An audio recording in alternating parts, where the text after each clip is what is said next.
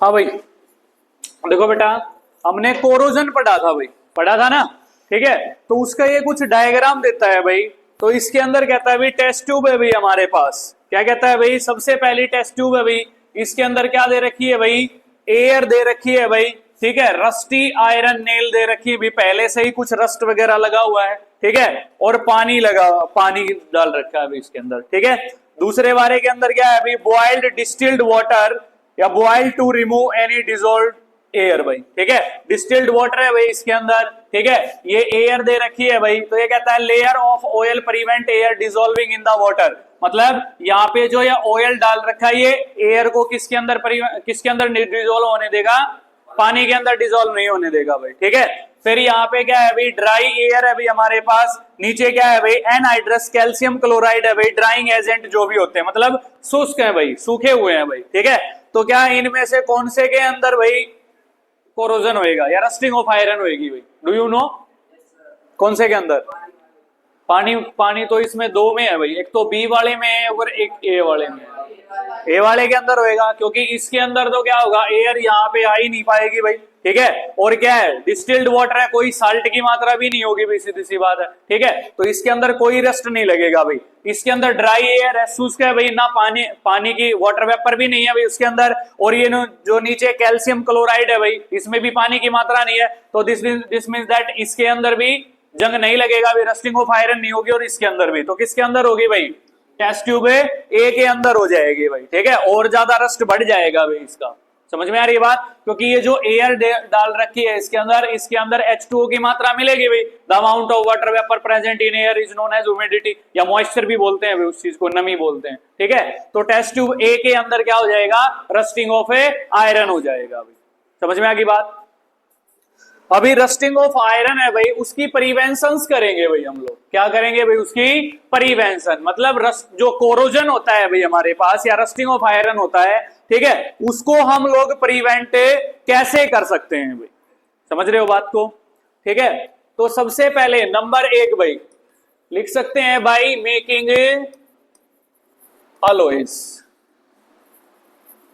Alloys बना करके। Alloys पढ़ा होगा आप लोगों ने भाई, है ना।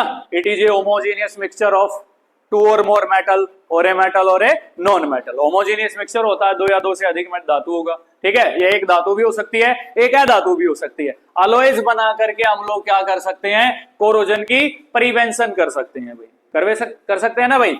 नंबर 2 भाई हमारे पास, by galvanization method, by galvanization method भाई, ठीक है। गैल्वेनाइजेशन मेथड पढ़ा होगा आप लोगों ने, ठीक है। इससे अगला ही टॉपिक आएगा भी हमारे पास, गैल्वेनाइजेशन होता क्या है। इसको हिंदी के अंदर भाई हम लोग क्या बोलते हैं भाई, यशद लेपन बोलते हैं भाई। जो भी आयरन आर्टिकल्स होते हैं उनके ऊपर जिंक की लेयर चढ़ा दी जाती है भाई, जिसको गैल्वेनाइजेशन मेथड बोलते हैं भाई, ठीक है भाई। फिर हम लोग क्या कर सकते हैं भाई, बाई इलेक्ट्रोप्लेटिंग भाई, इलेक्ट्रोप्लेटिंग क्या होता है भाई, इसको हम लोग क्या है भाई, विद्युत लेपन के नाम से जानते हैं भाई। किसके नाम से जानते हैं भाई, विद्युत लेपन। इलेक्ट्रिसिटी का प्रयोग करके, इलेक्ट्रिक करंट का प्रयोग करके आयरन आर्टिकल्स के ऊपर क्रोमियम की लेयर भाई, या हम लोग टीन की भी चढ़ा सकते हैं भाई। इन दोनों में से एक की लेयर चढ़ाते हैं भाई, टीन या क्रोमियम। उसको हम लोग क्या बोलते हैं, इलेक्ट्रोप्लेटिंग बोलते हैं भाई हम लोग, समझ में आ गई बात? ठीक है। इनके जरिए से हम लोग क्या कर सकते हैं भाई, इन कोरोजन को क्या किया जा सकता है, प्रिवेंट किया जा सकता है भाई, ठीक है। और बाकी रस्टिंग ऑफ आयरन की है भाई, ठीक है। जैसे फॉर एग्जांपल आप लोग क्या करेंगे भाई, नंबर 4, आयरन आर्टिकल्स के ऊपर पेंट या मेटल आर्टिकल्स के ऊपर क्या कर देंगे, पेंट अप्लाई कर देंगे भाई। क्या अप्लाई कर देंगे, पेंट अप्लाई कर देंगे। तो वो जल्दी से कोरोड नहीं होगी, खराब नहीं होगी भाई, सीधी सी बात है, ठीक है। ये दोनों के अंदर आ जाएंगे, apply paint on an iron article, तो मतलब रस्टिंग ऑफ आयरन को भी प्रिवेंट करेगा, कोरोजन को भी प्रिवेंट करेगा भाई, ठीक है। फिर हमारे पास क्या है भाई, नंबर 5 मान लीजिए हमारे पास आ जाएगा भाई, ऑयल और ग्रीस। देखा होगा आप लोगों ने, ग्रीस भी देखा होगा, ऑयल। अगर हम लोग मेटल आर्टिकल्स के ऊपर ऑयल या ग्रीस लगा दें, ठीक है, तो जितने भी इन्वायरमेंटल फैक्टर है भाई, एयर है हमारे पास, मॉइस्चर है भाई, उनके साथ में क्रिएटिविटी नहीं होगी भाई, ठीक है, और उनकी मेटल की क्रिएटिविटी नहीं होगी तो वो कोरोड नहीं होंगे भी आसानी से, ठीक है। तो ये कुछ मेथड है भाई जिनके तरीके से हम कोरोजन को क्या कर सकते हैं, प्रिवेंट कर सकते हैं। समझ में आ गई बात, कर लोगे। फिर नेक्स्ट है भाई हमारे पास, ये है भाई गैल्वेनाइजेशन मेथड। क्या होता है भाई गैल्वेनाइजेशन प्रक्रिया, क्या होती है भाई, ठीक है भाई। इसको आप लोगों ने पढ़ा अभी अभी की यशद लेपन बोलते हैं भाई, ठीक है। तो क्या होता है भाई, galvanisation is a method of protecting steel and iron from rusting by coating them with a thin layer of zinc. जो भी स्टील के आर्टिकल होते हैं वो आयरन से ही बनाए जाते हैं भाई, ठीक है। या हमारे पास आयरन आर्टिकल जो भी होंगे भाई हमारे पास, वो किससे, आयरन आर्टिकल्स का ही उपयोग किया जाता है किसको बनाने में, स्टील आर्टिकल जो भी होते हैं भाई, ठीक है। तो उनके ऊपर किसकी लेयर चढ़ा दी जाएगी भाई, जिंक की लेयर चढ़ा दी जाएगी भाई, ठीक है।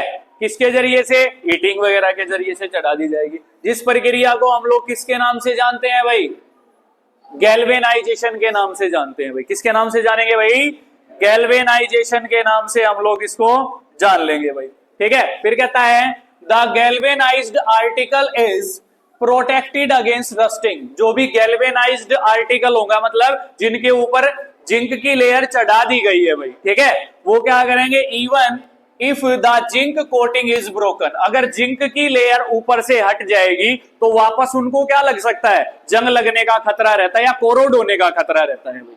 समझ में आ गई बात, ठीक है। जब आयरन आर्टिकल्स को प्रोटेक्ट करने के लिए हम उनके ऊपर जिंक की परत चढ़ा देते हैं तो उस प्रक्रिया को क्या बोलते हैं बेटा, गैल्वेनाइजेशन प्रक्रिया बोलते हैं भाई। समझ में आ गई बात, ठीक है।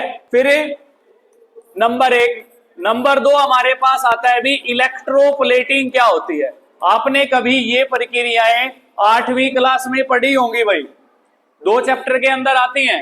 एक तो chemical effect of electric current पढ़ा होगा भाई, और एक पढ़ा होगा सम नेचुरल फिनोमिना, शायद ऐसा कुछ चैप्टर था भाई, ठीक है, उसके अंदर पढ़ा होगा भाई। या एक मेटल नॉन मेटल का जो चैप्टर आता है भाई उसके अंदर पढ़ा होगा भाई आप लोगों ने, ठीक है। तो इलेक्ट्रोप्लेटिंग मतलब विद्युत लेपन भाई, ठीक है। उसके अंदर जिंक की लेयर चढ़ाई जाती है, ठीक है, हीटिंग वगैरह के जरिए से भाई, ठीक है। इसमें इलेक्ट्रिक करंट का प्रयोग किया जाता है भाई। किसका प्रयोग किया जाता है भाई, इलेक्ट्रिक करंट का प्रयोग किया जाता है। क्या करने के लिए, लेयर चढ़ाने के लिए। किसकी लेयर चढ़ाएंगे भाई हम लोग, क्रोमियम की लेयर चढ़ा सकते हैं या किसकी चढ़ा सकते हैं भाई, टीन की लेयर चढ़ा सकते हैं भाई, चढ़ा सकते हैं ना, ठीक है। तो किसको प्रोटेक्ट करने के लिए चढ़ाएंगे भाई हम लोग, आयरन आर्टिकल्स को क्या करेंगे भाई हम लोग, प्रोटेक्ट कर सकते हैं, ठीक है। क्या कर सकते हैं, प्रोटेक्ट कर सकते हैं। किसकी लेयरिंग चढ़ा करके, क्रोमियम या टीन की। किसके माध्यम से, इलेक्ट्रिक करंट के माध्यम से भाई। उस सारी प्रक्रिया को क्या बोलेंगे हम लोग, इलेक्ट्रोप्लेटिंग बोलेंगे भाई। क्या बोलेंगे उसको, इलेक्ट्रोप्लेटिंग बोलेंगे भाई। समझ में आ गई बात, क्लियर है भाई, ठीक है। तो इसके अंदर हम लोग सीधा सिंपल भी कर सकते हैं। एक प्रक्रिया होती है जिसके अंदर आयरन आर्टिकल्स को प्रोटेक्ट करने के लिए हम लोग क्रोमियम या टीन की लेयर चढ़ाते हैं। किसके जरिए से, इलेक्ट्रिक करंट के जरिए से। उस प्रक्रिया को क्या बोलते हैं बेटा, इलेक्ट्रोप्लेटिंग बोलेंगे भाई। समझ में आ गई बात। तीसरी हमारे पास आ जाएगी भी एनोडाइजिंग भाई। एनोडाइजिंग 2 तरीके से होती है बेटा, इसको हम लोग हिंदी में एनोडीकरण बोलते हैं भाई। क्या बोलते हैं भाई, एनोडीकरण भाई, ठीक है भाई। एक तो एल्यूमिनियम के आर्टिकल जो भी होते हैं उसको एयर के अंदर छोड़ देते हैं तो एल्यूमिनियम ऑक्साइड की लेयर आ जाएगी, उसको प्रोटेक्ट करेगी कोरोड होने से, है ना, और उसको अट्रैक्टिव फिनिश देगी। ये चीज हम पढ़ चुके हैं, ठीक है। कभी कभी क्या होता है कि आयरन आर्टिकल्स को प्रोटेक्ट करने के लिए एल्यूमिनियम की जो लेयर होती है भाई वो भी चढ़ाई जाती है भाई। किसके ऊपर, आयरन आर्टिकल्स के ऊपर। जैसे इसके अंदर जिंक की लेयर चढ़ाई थी, इसके अंदर हमने क्रोमियम और टीन की लेयर चढ़ाई थी, और एनोडीकरण जो है, एनोडाइजिंग है, उसके अंदर आयरन आर्टिकल को प्रोटेक्ट करने के लिए किसकी लेयर चढ़ाएंगे, एल्यूमिनियम की लेयर चढ़ाएंगे भाई, ठीक है। जिस प्रक्रिया को क्या बोलेंगे भाई, एनोडाइजिंग बोलेंगे भाई। क्या बोलेंगे, anodising.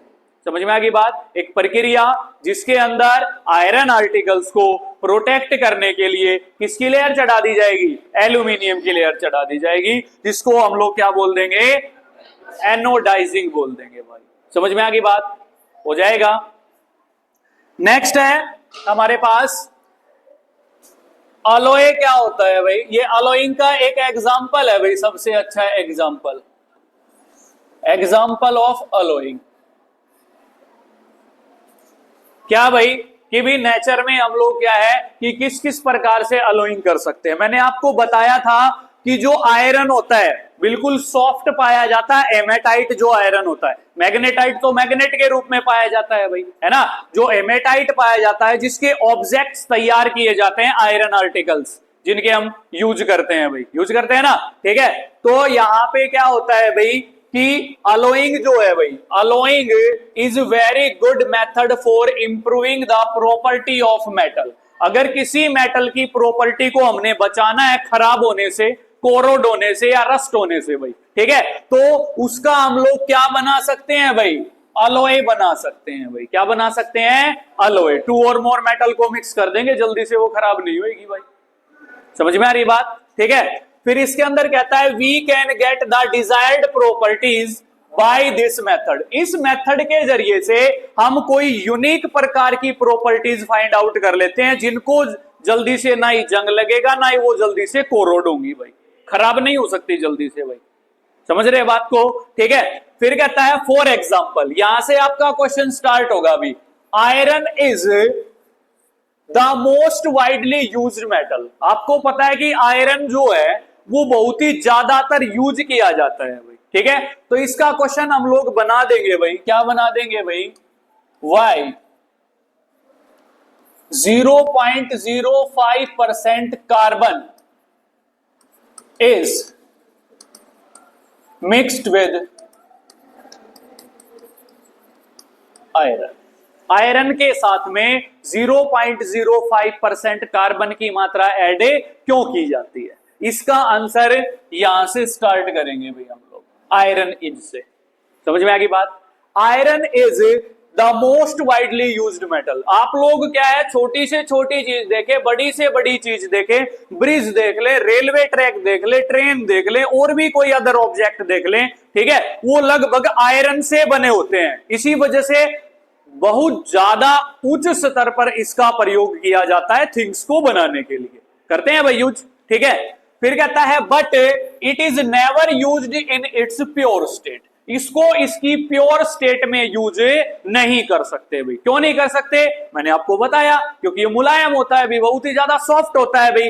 This is because pure iron is very soft, बहुत ही ज्यादा सॉफ्ट होता है भाई, ठीक है। एंड स्ट्रेचेज इजीली वहन हॉट। जब ये गर्म होता है भाई, इसका निष्कासन एक्सट्रैक्शन किया जाता है तो गर्म होता है और सॉफ्ट होता है। तो इसको रबर की तरह, जैसे रबड़ को ऐसे करके खींच के बढ़ा दोगे ना आप लोग, वैसे ही अगर आयरन को स्ट्रेच किया जाएगा तो रबड़ की तरह इजीली स्ट्रेच हो जाएगा।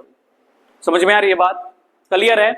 फिर कहता है but if it is mixed with A small amount of carbon. कितना कार्बन? अबाउट 0.05% कार्बन के साथ में भाई, ठीक है। It becomes hard. ये कैसा हो जाएगा भाई? हार्ड हो जाएगा भाई इसका सरफेस, ठीक है।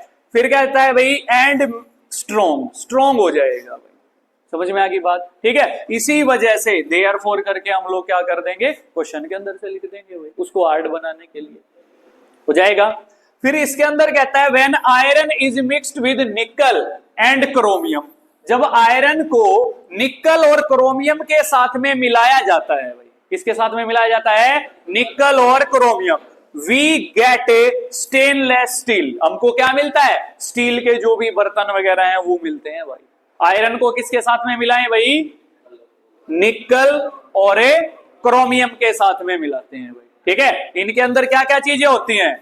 Fe आयरन होता है भाई, ठीक है, क्रोमियम होती है भाई, ठीक है। फिर हमारे पास क्या होता है भाई? निकल होता है भाई, और जरूरत पड़ती है तो क्या मिलता है भाई? कार्बन भी मिलाया जाता है भाई। कार्बन कौन सा? कोक, कल बताया था आप लोगों को, है ना भाई। ये चीज मिला करके क्या बनता है भाई? स्टेनलेस स्टील बनता है भाई। क्या बनता है? स्टेनलेस स्टील भाई, जो स्टील के बर्तन आप लोग घर पे यूज करते हो। समझ में आ गई बात?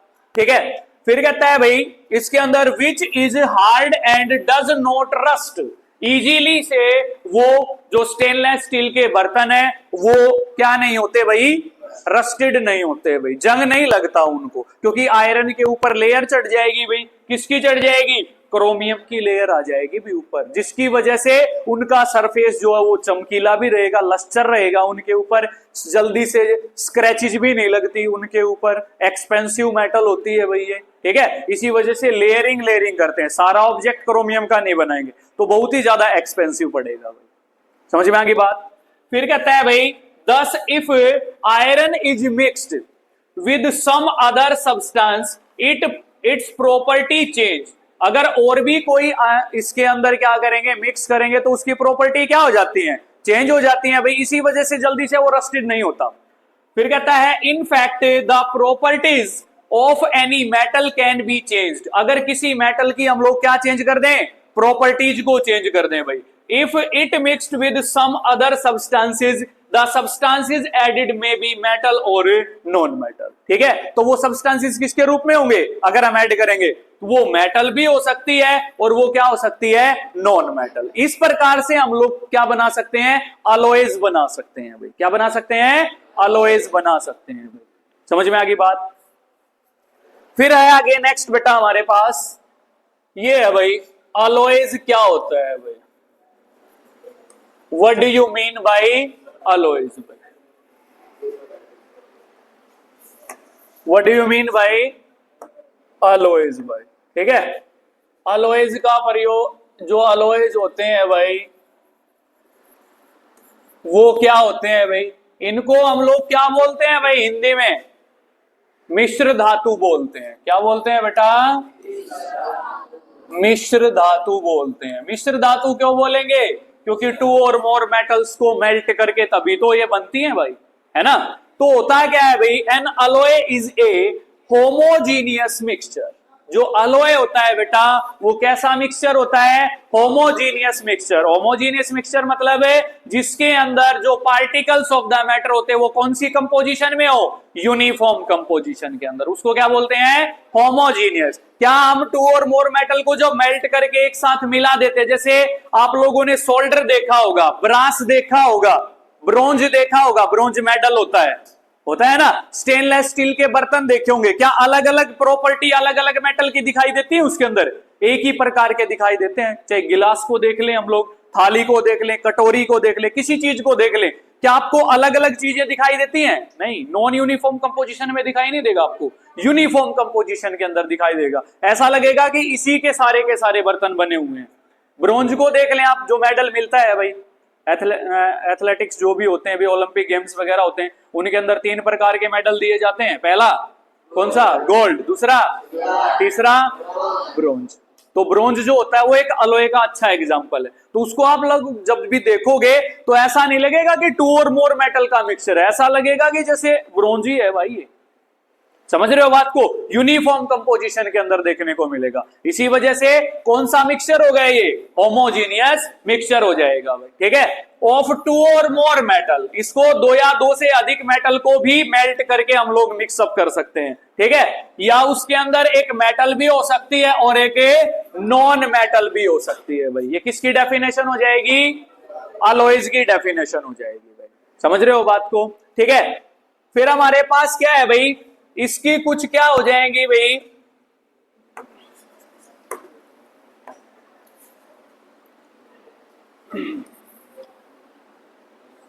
अलॉयज भाई बनाए क्यों जाते हैं, पर्पसेस क्या होते हैं भाई अलॉय बनाने के भाई, purposes for making alloys. Number 1 सबसे पहला क्या है भाई, जो भी मेटल होती है, अगर मान लीजिए क्या होगा, एक मेटल को पिघलाएंगे हम लोग तो जल्दी पिघल जाएगी, मतलब वैसे तो मेटल का melting point boiling point high होता है, लेकिन जब अलॉय को पिघलाएंगे तो उसमें कितनी मेटल है 2 या 2 से अधिक है, तो उसका मेल्टिंग पॉइंट कितना होगा, एक मेटल से ज्यादा या कम, ज्यादा होगा, सीधी सी बात है, ठीक है। तो सबसे पहला जो मेल्टिंग पॉइंट होता है और बॉइलिंग पॉइंट होता है, उनको क्या कर देता है भाई अलॉय, इंक्रीज कर देता है। तो मेल्टिंग और बॉइलिंग पॉइंट इंक्रीज करने के लिए भी अलॉयज बनाए जाते हैं भाई, समझ में आ गई बात। अगर ये चीज इंक्रीज होगी नंबर 2, तो इनकी स्ट्रेंथ भी तो बढ़ेगी भाई। स्ट्रेंथ का मतलब रिजिडिटी, पावरफुल, ठीक है, वो उतनी ज्यादा क्या होगी, स्ट्रोंग होगी भाई, ठीक है, ज्यादा टाइम तक चलेगी भाई, चलेगी ना। स्ट्रेंथ इंक्रीज करने के लिए भी हम लोग क्या करते हैं भाई, अलॉयज बनाते हैं भाई, समझ में आ गई बात, ठीक है।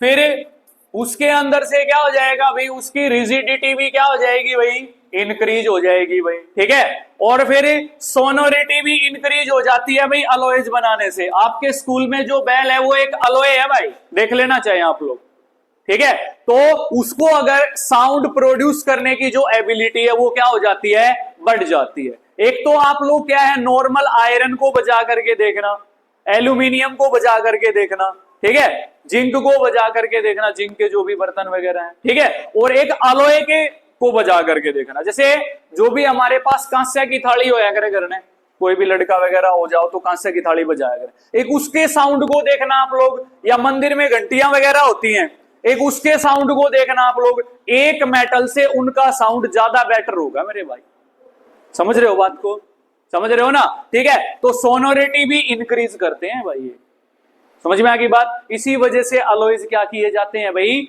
बनाए जाते हैं भाई, क्लियर है।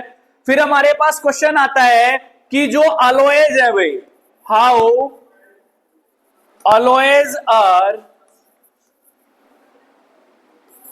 मेड इन इंडस्ट्रीज भाई, इंडस्ट्रीज के अंदर जो अलॉयज होते हैं भाई वो कैसे बनाए जाते हैं भाई, ठीक है भाई। तो हमारे पास क्या रहेगा, सबसे पहले it is prepared by first melting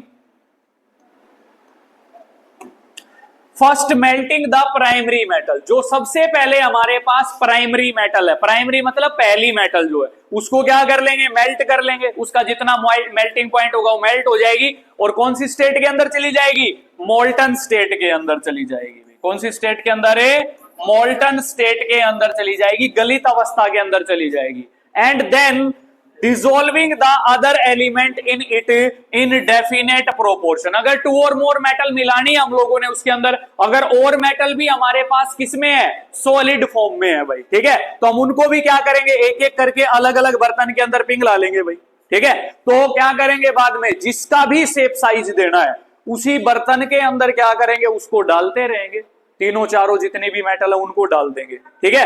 डालने के बाद क्या करेंगे, उसको सॉलिडिफिकेशन के लिए, सॉलिडिफिकेशन मतलब जब तक वो जम ना जाए, फ्रीज ना हो जाए, सॉलिड ना बन जाए, तब तक उसको एक रूम में ऐसे एज इट इज छोड़ देंगे जैसा है वो, ठीक है। तो देन हमारे पास जब भी 2 4 5 घंटे बाद हम लोग देखेंगे तो हमारे पास क्या बन जाएगा, वो अलॉय बन जाएगा भाई, ठीक है। तो क्या कहता है भाई, डेफिनेट प्रोपोर्शन के अंदर जितना जो जो चाहिए होता है उतना वही डालेंगे भाई। कॉपर जितना चाहिए होता है, जिंक जितना चाहिए होता है, आयरन जितना चाहिए होता है, कितना कितना चाहिए होता है, कितना कितना परसेंटेज डालना है, वो उतना ही डालेंगे भाई हम उसके अंदर, ठीक है। फिर कहता है इट इज देन कूल्ड, उसको क्या कर लेंगे, ठंडा कर लेंगे भाई, टू रूम टेम्परेचर, जो भी कमरे का ताप है। बाद में जब हम देखेंगे तो क्या बन जाएगा, अलॉय बन जाएगा। इस प्रकार से अलॉयज क्या किए जाते हैं, तैयार किए जाते हैं, कहां पर, इंडस्ट्रीज के अंदर भाई।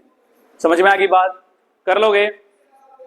फिर है भाई हमारे पास है ये है भाई, ये इसमें कुछ अलॉयज के एग्जाम्पल दे रखे हैं बेटा, एग्जाम्पल्स भाई, जैसे brass, brass an alloy of copper and zinc. जो ब्रास होता है वो किस किस का अलॉय होता है, कॉपर और जिंक का अलॉय होता है भाई। इसके अंदर कॉपर होता है भाई हमारे पास और जिंक होता है। इन दोनों मेटल को पिघला करके क्या किया जाता है, ऐड किया जाता है, देन एक अलॉय बनता है, जिस अलॉय को क्या नाम दे देंगे भी हम लोग, ब्रास नाम दे देंगे भाई। समझ में आ गई बात, ठीक है। फिर हमारे पास दूसरा आता है ब्रॉन्ज, ब्रॉन्ज मेटल जो था भाई हमारे पास, ठीक है, alloy of copper and teen. एक तो कॉपर मेटल को और दूसरा टीन मेटल को, ठीक है। तो कॉपर और टीन मेटल को जब पिघला करके एक दूसरे के साथ मिलाएंगे तो कौन सा अलॉय बनेगा, ब्रॉन्ज बनेगा भाई। कौन सा बनेगा, ब्रॉन्ज, ठीक है भाई। फिर कहता है भाई जो टीन है भाई हमारे पास, ये कहता है भाई are not good conductor of electricity whereas copper is used for making electrical circuits भाई। जो टीन है वो पुअर कंडक्टर ऑफ इलेक्ट्रिसिटी है भाई, लेकिन जो कॉपर है वो गुड कंडक्टर ऑफ इलेक्ट्रिसिटी है और इलेक्ट्रिक वायर के अंदर भी यूज किया जाता है, कॉइल बनाने के लिए भी यूज किया जाता है ना। फिर कहता है भाई सोल्डर, भाई सोल्डर मतलब जैसे आप लोग क्या है किसी मिस्त्री वगैरह की दुकान पे चले गए, आपका टीवी खराब हो गया, मोबाइल फोन खराब हो गया, तो वो क्या करता है इलेक्ट्रिक सर्किट को ज्वाइन करने के लिए एक रखता है जिसको गर्म कर लेता है, वो पहले इलेक्ट्रिसिटी में लगा के रखता है, एक वायर से अटैच करेगा और ज्वाइंट करेगा भाई, इलेक्ट्रिक सर्किट को ज्वाइंट करने के लिए काम आता है, उसको सोल्डर बोलते हैं भाई, क्या बोलते हैं सोल्डर। ठीक है, किसका अलॉय होता है, an alloy of lead and tin, इसके अंदर क्या दोनों चीजें पाई जाती हैं, लेड भी पाया जाता है और टीन भी पाया जाता है। इन दोनों मेटल्स को जब पिघला करके मिलाएंगे, कोई डिजायर्ड शेप देंगे उसको, उस अलॉय को क्या बोलेंगे बेटा, सोल्डर बोलेंगे भाई। Has a low melting point and used for welding electrical wires together, electrical wire को ज्वाइन करने के लिए या वेल्ड करने के लिए यूज किया जाता है भाई, समझ में आ गई बात। और एक होता है स्टेनलेस स्टील, जिसके बारे में मैं बता भी चुका हूं आप लोगों को, हो जाएगा क्लियर है। फिर यहां पे आता है भाई अमालगम क्या होता है भाई, what do you mean bye अमालगम। ठीक है भाई, क्या होता है भाई, if one of the metal is mercury, अगर एक मेटल हमारे पास कौन सी है भाई, मरकरी है भाई, ठीक है, then the alloy is known as a amalgam. ठीक है, जो मरकरी का अलॉय होता है,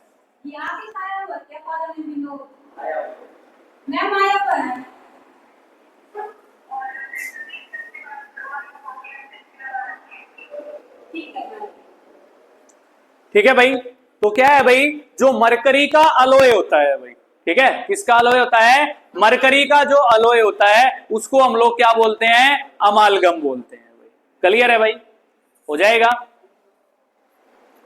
फिर है भाई हमारे पास नेक्स्ट, देखो भाई ये है भाई हमारे पास डू यू नो, इसमें कहता है भाई pure gold known as 24 carat gold is very soft. तो यहां से पहला क्वेश्चन यही बनेगा, what do you mean by 24 carat gold, या what do you mean by pure gold.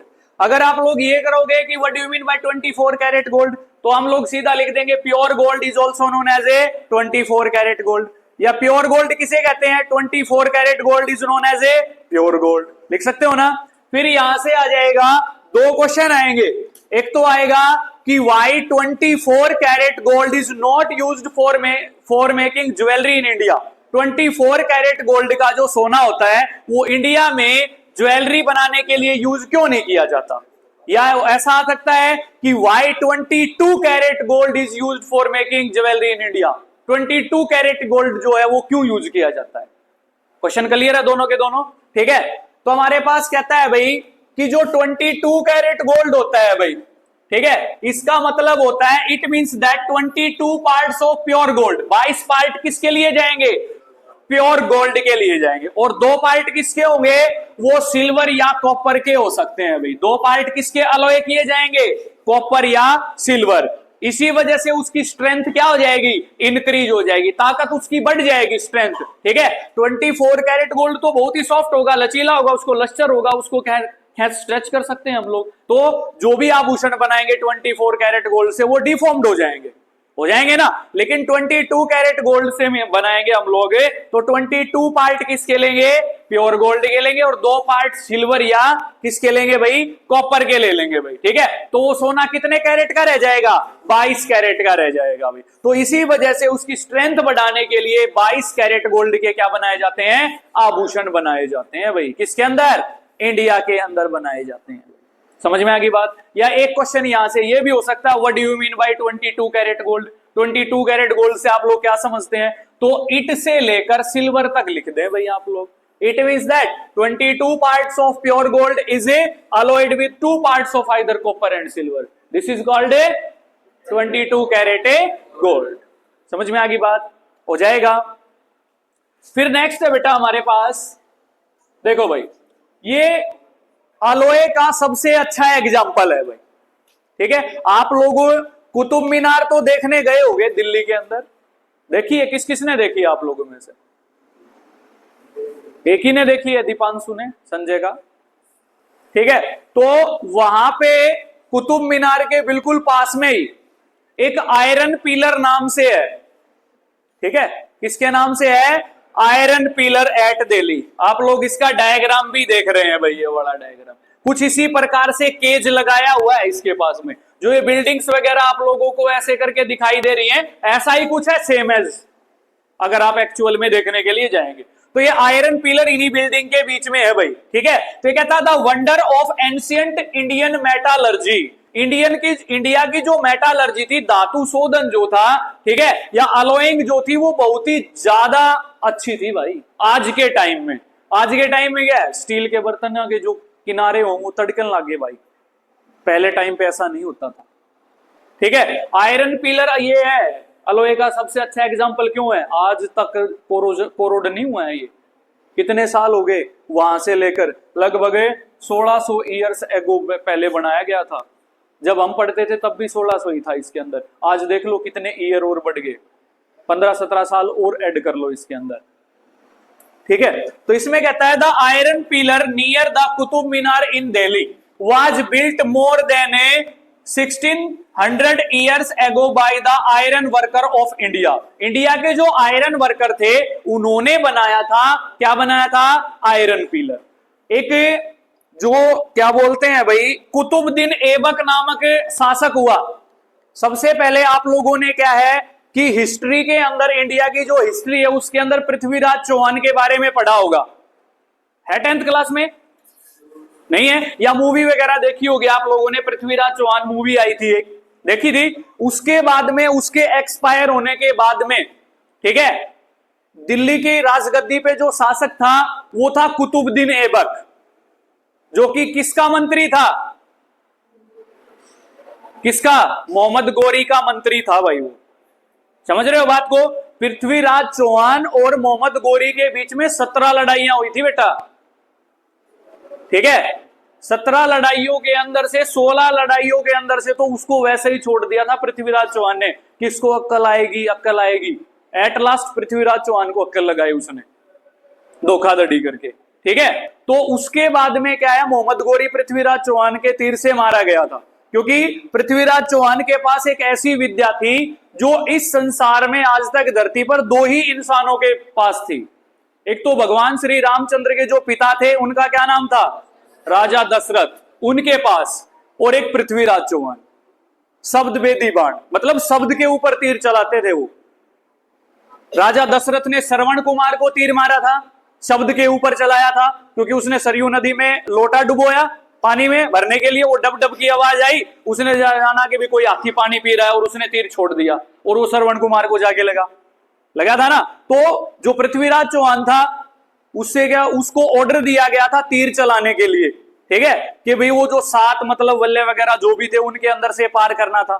ठीक है, तो ऑर्डर दिया था मोहम्मद गौरी ने, तो शब्द के ऊपर तीर चलाता था वो। ठीक है, तो कुछ एक दोहा वगैरह पढ़ा था, उसका जो मंत्री था, कवि था चंद्रवरदाई, ठीक है, उसने पढ़ा था। ठीक है, वो दोहा तो मेरे को ध्यान नहीं है, लेकिन उसने वो पढ़ा कि उससे उसको अंदाजा हो गया, एट ए टाइम बनाया था वो दोहा उसने, इतना इंटेलिजेंट था वो। ठीक है, तो उससे उसको, राजा को अंदाजा हो गया, और वही तीर मारा था शब्द के ऊपर, यहां पे लगा था गले के अंदर। ठीक है, वही मोहम्मद गौरी मर गया था। फिर उसके सैनिकों ने क्या, उसके सैनिकों ने नहीं, उसने जो क्या बोलते हैं, उसका जो मंत्री था, ठीक है, उसने पहले पृथ्वीराज चौहान को मारा और फिर खुद को मार लिया।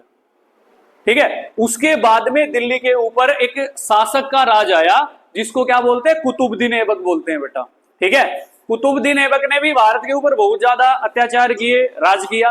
ठीक है, फिर बाद में उसने क्या किया, जैसे जैसे राजा लोग जीतते थे तो अपने जीत की खुशी में कुछ न कुछ भवनों का निर्माण करवाते थे, किलों का निर्माण करवाते थे, लेकिन उसने अपनी जीत की खुशी में एक मीनार का निर्माण करवाया, जिसको कुतुब मीनार बोलते हैं। कुतुबुद्दीन ऐबक ने अपने नाम से ही ले लिया वो। ठीक है, कुतुब जो है वो कुतुबुद्दीन ऐबक के नाम से है, और मीनार मतलब ऊंची इमारत, वही सीधी सी बात है। ठीक है, तो वो बीच में ही मर गया था जो कुतुबुद्दीन ऐबक था। उसका जो बेटा था इल्तुतमिश, ठीक है, उसने इसके निर्माण को, कुतुब मीनार के निर्माण को पूरा करवाया था। जब वो जीत के आते थे, उसकी खुशी में ही इस आयरन पिलर का निर्माण हुआ था, जो इंडियन जो भी वर्कर्स थे उन्होंने उस टाइम पे बनाया था, अलोए का, मतलब 2 और मोर मेटल को मिक्स करके। उस टाइम की जो अलोइंग थी वो कितनी ज्यादा बेटर थी। बहुत ज्यादा बेटर थी इसका मतलब, ठीक है। तो ये कहता they had developed a process which prevented iron from rusting, उन्होंने एक ऐसी प्रोसेस की जिसके जरिए से आयरन को रस्ट होने से बचाया जा सकता है, ठीक है। For its quality of rust resistant it has been examined by scientist from all parts of the world, मतलब जब साइंटिस्ट ने इसके पार्ट लेकर के एग्जामाइन किया, पता लगाया, तो उसके ऊपर आज तक भी रस्ट नहीं है मेरे भाई। प्रेजेंट में आज 2025 है, आज तक भी रस्ट नहीं है, ठीक है। तो जो iron pillar is 8 metre high, कितना ऊंचा है, 8 मीटर ऊंचा है भाई, ठीक है। और उसका वेट 6 टन है, और 1 टन में 1000 किलोग्राम होता है, तो 6000 किलोग्राम उसका वजन हो गया। समझ रहे हो बात को, ठीक है। तो कितना ज्यादा परफेक्ट जो है वो मेटालर्जी का या अलोइंग का एग्जाम्पल है भाई। समझ में आ गई बात।